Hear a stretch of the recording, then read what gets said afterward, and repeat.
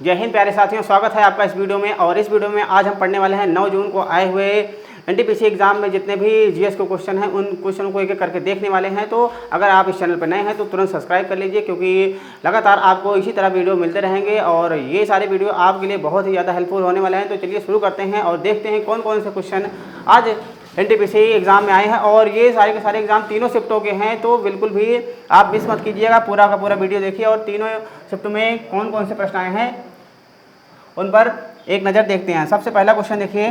सबसे पहला क्वेश्चन आया था कि अंतरिक्ष यात्री सुनीता विलियम्स कुल कितने दिन अंतरिक्ष में रही थी। तो कुल कितने दिन रही थी, ये रही थी 286 दिन, अर्थात ये 9 महीने लगभग 14 दिनों तक जो है अंतरिक्ष में रही थी। तो पहला क्वेश्चन इस प्रकार आया हुआ था। पहले शिफ्ट का कुछ पहले शिफ्ट का होगा, उसके बाद सेकंड शिफ्ट, उसके बाद थर्ड शिफ्ट, तीनों शिफ्टों के एक साथ क्वेश्चन मैं लेकर आया हूँ। तो देखिए दूसरा क्वेश्चन है, प्रथम सशस्त्र जनजाति विद्रोह कौन सा हुआ था। तो प्रथम सशस्त्र जनजाति विद्रोह हुआ था संताल विद्रोह, और ये कब हुआ था 1855 से 1856 में। तो 1855 से 1856 ईस्वी में हुआ था प्रथम विद्रोह। नेक्स्ट क्वेश्चन देखिए। अगला क्वेश्चन अंडमान और निकोबार में कितने द्वीप हैं। तो अंडमान और निकोबार में देखा जाए तो कितने द्वीप हैं, इसमें है 572 द्वीप। तो 572 द्वीप हैं अंडमान और निकोबार द्वीप में। ये भी पूछा गया था, फर्स्ट शिफ्ट का ही क्वेश्चन है ये भी। अगला क्वेश्चन देखिए। अगला क्वेश्चन आपके सामने है, अगला क्वेश्चन आपके सामने जलवायु परिवर्तन प्रदर्शन सूचकांक CCPI 2024 में प्रथम देश कौन सा है। तो कौन सा देश है जो है जलवायु परिवर्तन प्रदर्शन सूचकांक में। तो ये प्रथम देश है डेनमार्क। तो प्रथम देश कौन सा है, प्रथम देश है डेनमार्क। आगे बढ़ते हैं अगले क्वेश्चन की ओर, देखते हैं अगला क्वेश्चन कौन सा आया था। तो अगला क्वेश्चन आया था, प्रथम शिफ्ट में ही अंग्रेजों के खिलाफ शस्त्र उठाने वाला पहला जनजातीय व्यक्ति कौन था। तो प्रथम जनजातीय व्यक्ति था तिलका माझी जी। तो तिलका माझी जी ये पहले व्यक्ति थे जिन्होंने अंग्रेजों के खिलाफ शस्त्र उठाने वाले पहले जनजातीय व्यक्ति थे। तो इस प्रकार ये क्वेश्चन नहीं आपको पहले शिफ्ट में ही देखने को मिला था। अब आगे क्वेश्चन देखिए। अगला क्वेश्चन है, भोला सिंह एक भारतीय स्वतंत्रता सेनानी थे जो किस आंदोलन से संबंधित थे। तो भोला सिंह स्वतंत्रता सेनानी थे, ये किसान आंदोलन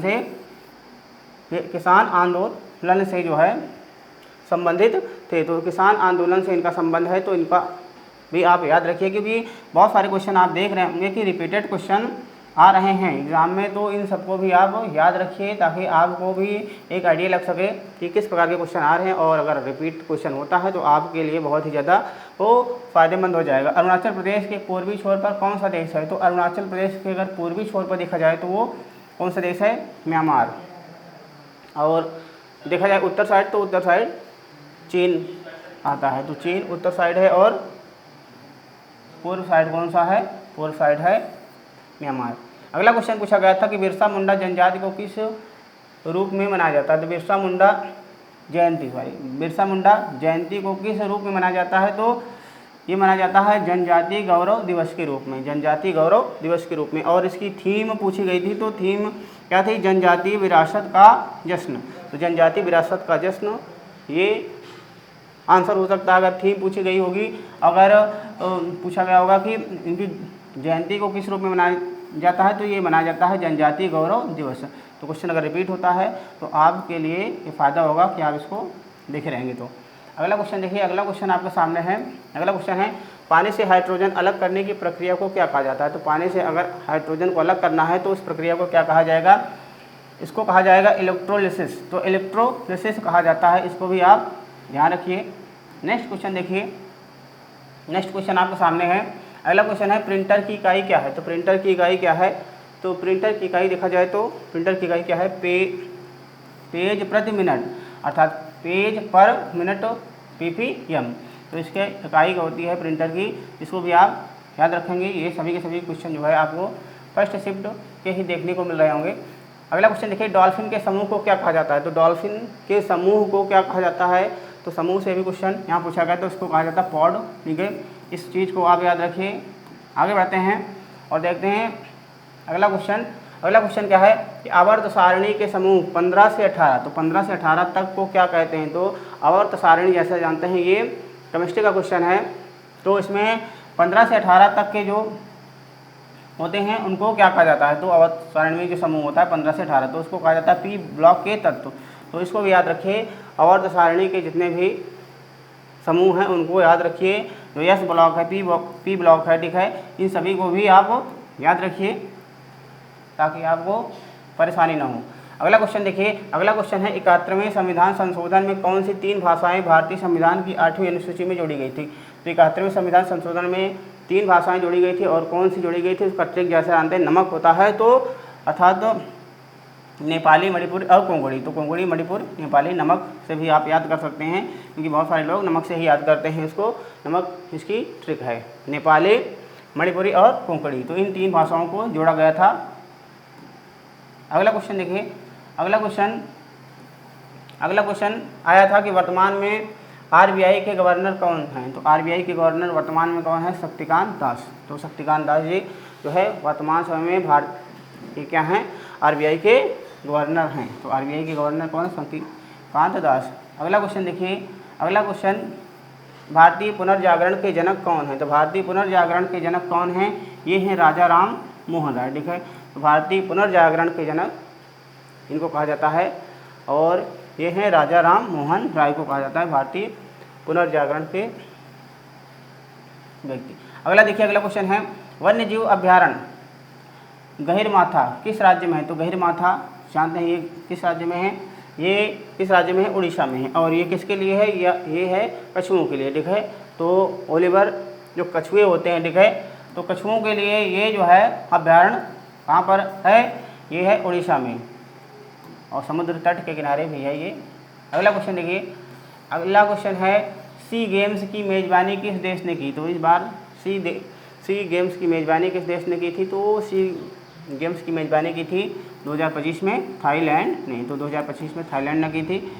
इसको भी आप क्वेश्चन को ध्यानपूर्वक जो है ध्यान रखिए जो इस क्वेश्चन को भी। अगला क्वेश्चन है भारत छोड़ो आंदोलन से संबंधित है, ठीक है। भारत छोड़ो आंदोलन किससे संबंधित है, तो इस तरह के क्वेश्चन आया था, तो ऑप्शन के अकॉर्डिंग जो भी रहा होगा। तो इसमें देखिए भारत छोड़ो आंदोलन कब हुआ था, 8 अगस्त 1942 को महात्मा गांधी द्वारा शुरू किया गया था। तो महात्मा गांधी द्वारा ये आंदोलन शुरू किया गया था 8 अगस्त 1942 को। इसको भी आप याद रखेंगे क्योंकि गांधी जी से भी काफ़ी प्रश्न हमेशा पूछे जाते हैं।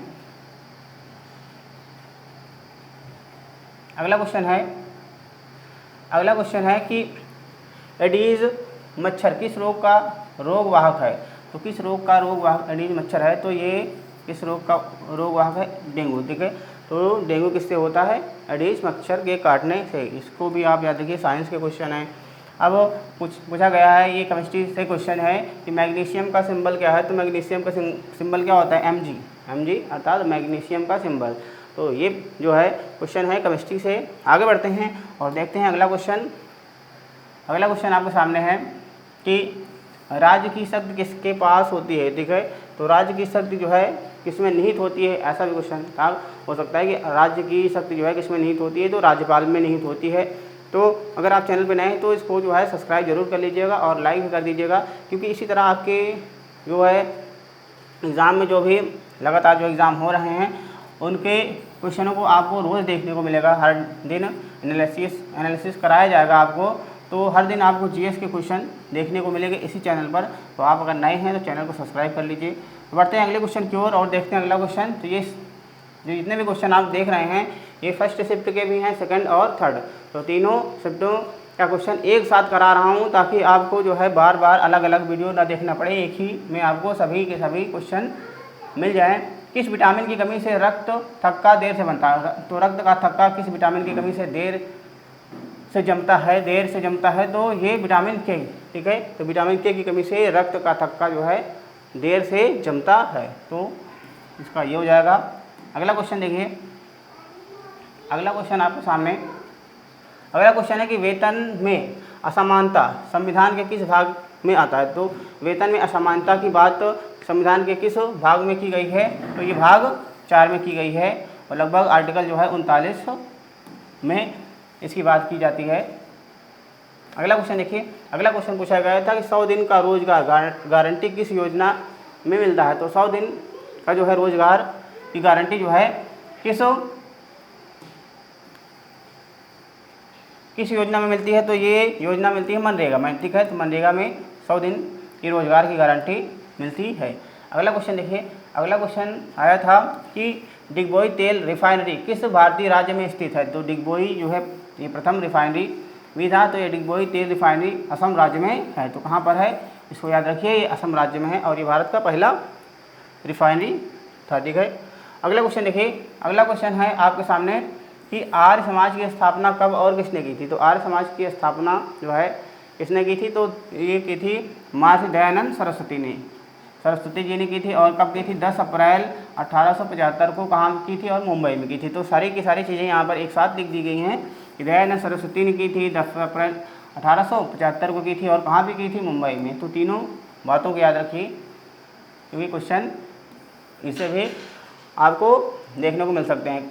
अगला क्वेश्चन है कवरत्ती द्वीप भारत के केंद्र शासित प्रदेश का हिस्सा। तो किस केंद्र शासित प्रदेश का हिस्सा है कवरत्ती। ठीक है, ये किसका हिस्सा है, ये लक्षद्वीप का है। तो लक्षद्वीप की ये क्या है, राजधानी भी है, जैसा कि आप जानते हैं ये लक्षद्वीप की क्या है, राजधानी भी है। अगला क्वेश्चन देखिए, अगला क्वेश्चन आपके सामने है, अगला क्वेश्चन है कि अशोक चंद्रा हाल ही में किस बैंक के प्रबंध निदेशक और मुख्य कार्यकारी अधिकारी CEO बने थे। तो किस बैंक के CEO जो है अशोक चंद्रा बने हैं। तो ये पंजाब नेशनल बैंक, ठीक है, PNB के CEO बने हैं कौन, अशोक चंद्रा। तो इसको भी आप क्वेश्चन को नोट कर लीजिए। अगला क्वेश्चन है कि देव दीपावली का त्यौहार कहाँ मनाया जाता है। तो ये देव दीपावली का त्यौहार बहुत ही महत्वपूर्ण है, ये कहाँ मनाया जाता है, ये वाराणसी में मनाया जाता है। तो इसको आप याद रखिए। अगला क्वेश्चन है कि अरुंधति राय की कौन सी पुस्तक 2025 में लॉन्च होने वाली है। तो कौन सी पुस्तक 2025 में लॉन्च होने वाली अरुंधति राय की पुस्तकों से भी क्वेश्चन आ रहे हैं। ये है Mother Mary comes to me, Mother Mary comes to me. तो ये जो है क्वेश्चन किसके हैं, मतलब ये जो है पुस्तक किसकी है, ये पुस्तक है अरुंधति राय की। तो इस प्रकार इतने क्वेश्चन आपके सामने ये फर्स्ट, सेकंड और थर्ड शिफ्ट के मिला के जितने भी इंपॉर्टेंट क्वेश्चन थे उन्हीं को मैं लेकर आया था। तो आशा करता हूँ ये वीडियो अच्छा लगा होगा। अगर चैनल पे नए हैं तो तुरंत इसको सब्सक्राइब जरूर कर लीजिए, क्योंकि आने वाले समय में इसी प्रकार आपको पर डे आपको क्वेश्चन जीएस के क्वेश्चन जितने भी हैं देखने को मिलेंगे। तो मिलते हैं नेक्स्ट वीडियो में, तब तक अपनी तैयारी यूँ ही बनाए रखिए। जय हिंद।